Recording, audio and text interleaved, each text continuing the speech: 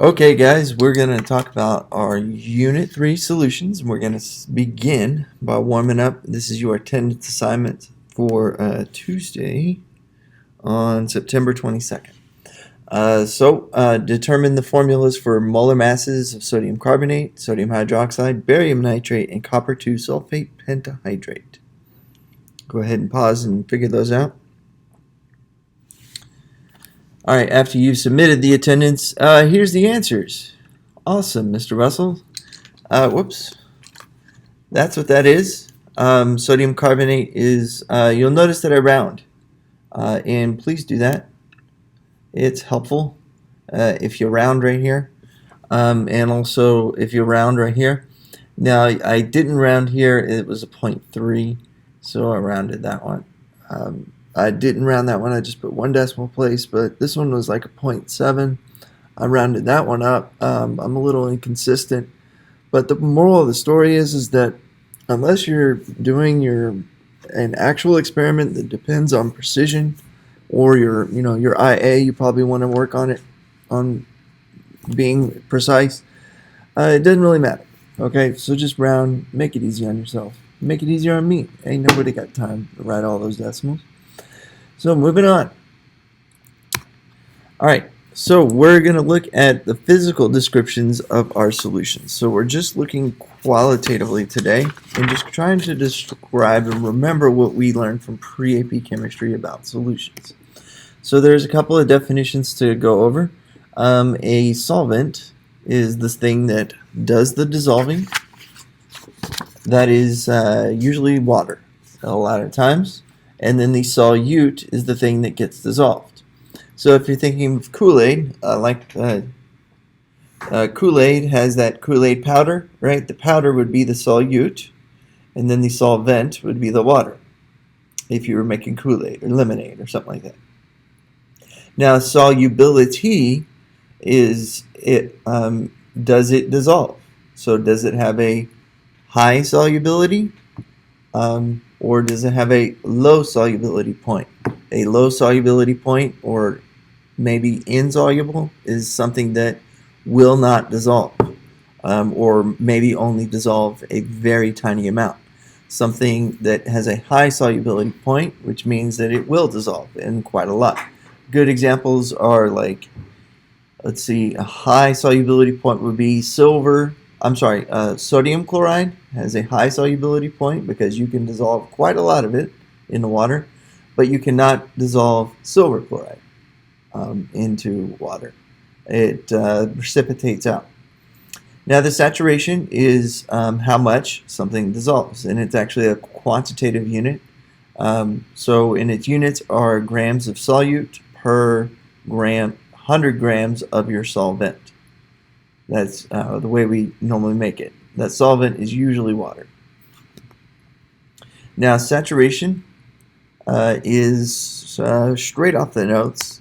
Not too much covered in IB, but a saturated solution is a solution that contains the maximum amount of solute. I'll explain more about saturation in the next video. And unsaturated it contains less than the maximum amount of solute. So there's a wide range right here. This is only 1 point. This is just a maximum amount. So it's only 1.1 grams per 100 grams of water. But this one could be anything less than saturated. Now, a supersaturated solution contains more solute than it should. That's because it has been heated to where it is now dissolved everything, and then it has been cooled. The solubility depends on temperature. So if it has been cooled, the saturation point has now come down. And now it has more solution than it's supposed to. These normally don't last too long, and it makes for a fantastic experiment or demonstration. So let's take a look at the solution process, and I hope I can pull this video up.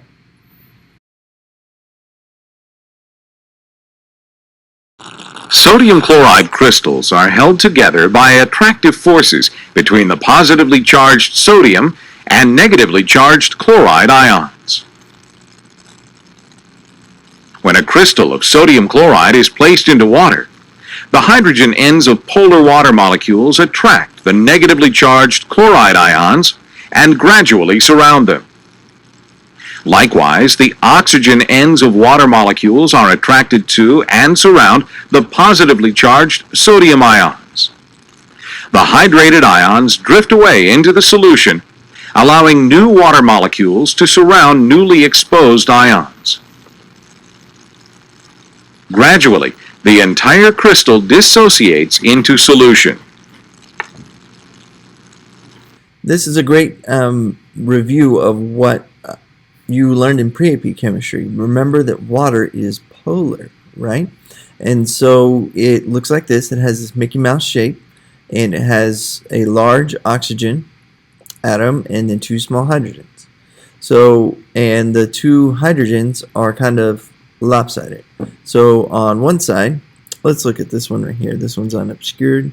On this side, on the top, the oxygen side, it's a negative charge because there's actually a high density of electrons here. And then here, this is kind of a positive charge right here. So, and that's how we get hydrogen bonding and so forth, but no hydrogen bonding is going on here.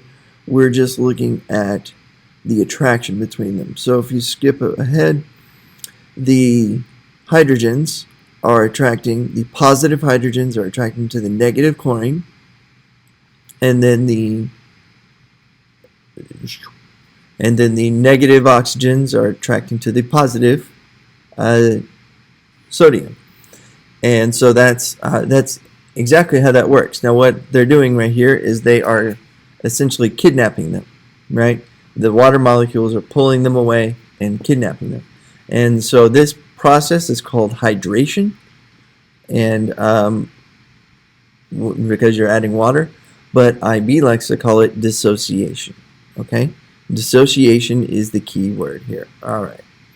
So let's move on. Let's get rid of this guy and get back to the good stuff. So that's the solution process. You should try to write something down in your notes about that. Draw a sodium ion,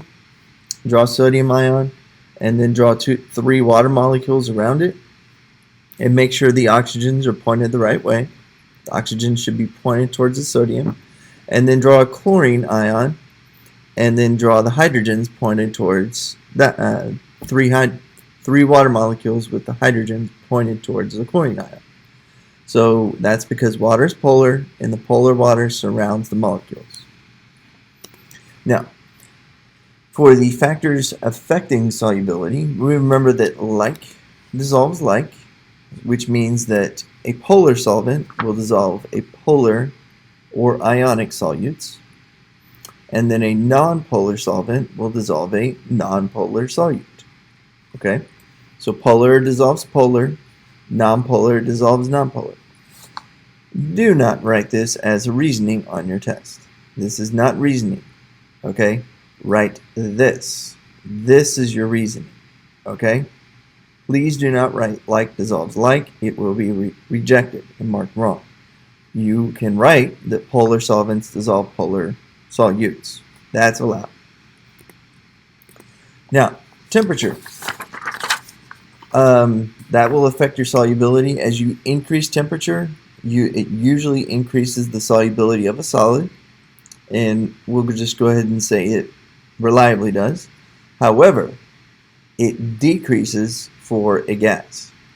So the solubility goes down as you increase the temperature.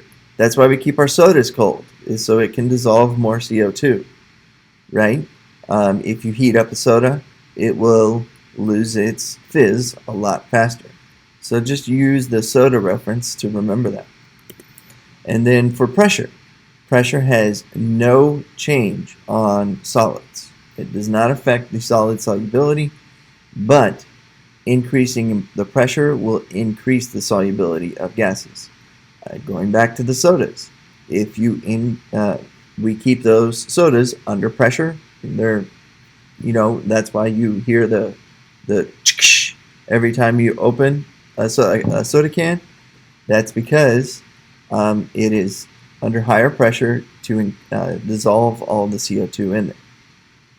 Bet you didn't know that, or bet you forgot that. So remember that for your test. Now another quick video about electrolytes. We're going to move into that electrolytic behavior. We know from various lines of experimental evidence that solid sodium chloride consists of an ordered three-dimensional array of sodium and chloride ions. Solid sodium chloride is not a conductor of electricity.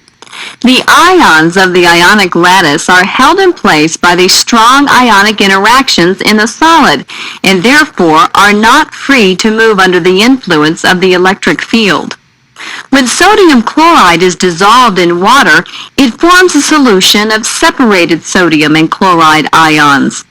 The presence of ions in the solution is responsible for the fact that the solution is a conductor of electricity. Substances such as sodium chloride that exist in aqueous solution entirely or nearly entirely as ions are called strong electrolytes. By contrast, an aqueous solution of a non-electrolyte, such as sugar, does not conduct electricity. Okay guys, very simple is the fact that solids have that crystal lattice right here, so the electrons cannot move, pass back and forth. That's why solid sodium chloride does not conduct electricity, is because the electrons cannot pass through. Now, when it is dissolved, you have freely moving ions, so therefore you have freely moving electrons. Okay, the electrons are able to be passed through from the positive to the negative and move along. Alright, so the electrons can move freely. That's why it's an electrolyte. Remember that? That's a very good free response question. So, the electrolytic behavior is straight off the notes. Some solutions will conduct electricity and are called electrolytes.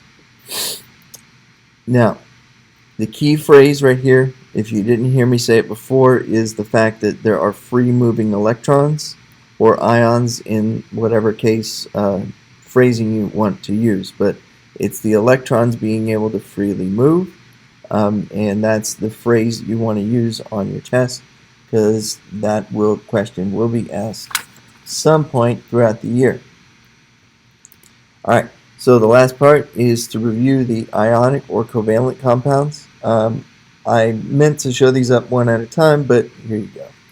So remember that water is covalent because it's a non-metal nonmetal. Ammonia is covalent because it's non-metal nonmetal. But aluminum chloride is ionic because it's a metal and a nonmetal. This is a metal and a nonmetal. This is a metal and a nonmetal. That's what makes it ionic. And now remember, Br2 is covalent, okay, because it's bonded covalently. All right, have a great day.